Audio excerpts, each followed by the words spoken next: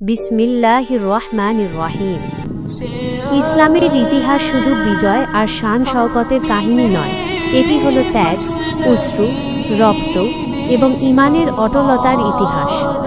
নবীজি সাল্লাল্লাহু আলাইহি ওয়াসাল্লামের সাহাবীরা এমন সব কঠিন পরীক্ষার মধ্য দিয়ে গেছেন, যা শুনলে আজও আমাদের হৃদয় কেঁদে ওঠে।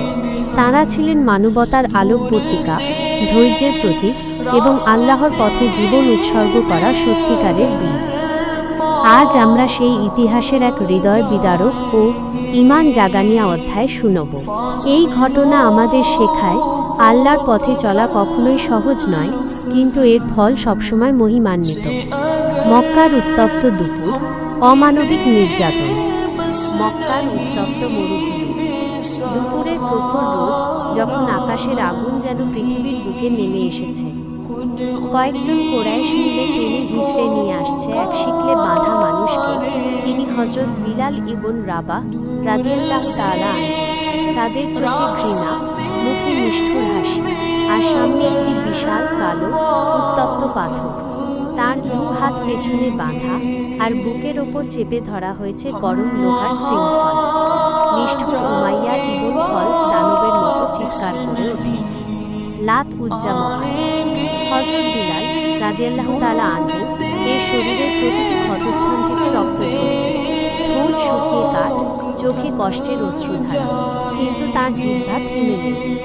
ওই চরম কষ্টের মধ্যেও একটি শান্ত, দৃঢ় কণ্ঠস্বর ভেসে এল, আহাদ, আহাদ, এক আল্লাহ, এক আল্লাহ।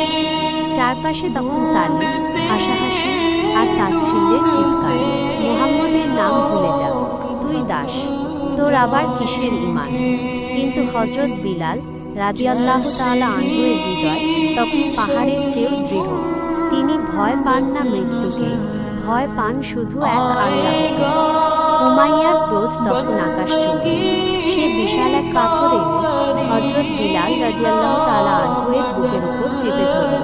নিচে মরুভূমির লোহা গরম বালি, আর পিঠে চামড়া পুড়ে ছিন্ন ভিন্ন হয়ে যাচ্ছে। তবুও সেই জ্বলন্ত বালুকারাজিতে উত্তপ্ত পাথরের নিচে তার মুখে একটাই শব্দ, আহাদ, আহাদ। দিনের পর দিন, রাতের পর রাত, মানুষের হৃদয়ে যত অমানবিকতা থাকতে পারে সব ঢেলে দেওয়া হয়েছিল এই আল্লাহর বান্দার ওপর।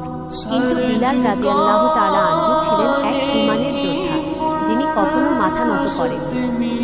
একদিন এই হৃদয় বিদারক দৃশ্য দেখে হযরত আবু বকর সিদ্দিক রাদিয়াল্লাহু তাআলা আনহু আর সহ্য করতে পারলেন না। তিনি দ্রুত উমাইয়ার কাছে গিয়ে বললেন, তাকে আমার কাছে বিক্রি করো। উমাইয়া হেসে তাচ্ছিল্যের সুরে বলল, এটা কোনো সম্পদ, আবর্জনা, নাও, নিয়ে যাও। আবু বকর রাদিয়াল্লাহু তাআলা আনহু তাকে ক্রয় করে নিজ হাতে মুক্ত করে দিলেন এবং পরম মমতায় তাকে বুকে তুলে নিলেন। হযরত বিলাল রাদিয়াল্লাহু তাআলা আনহু এর শরীর তখন ক্ষতবিক্ষত, ঘা আর রক্তে ভরা, কিন্তু তার মুখে তখন এক শান্তির হাসি, কারণ তিনি ঈমানের সবচেয়ে কঠিন পরীক্ষায় সসম্মানে উত্তীর্ণ হয়েছেন।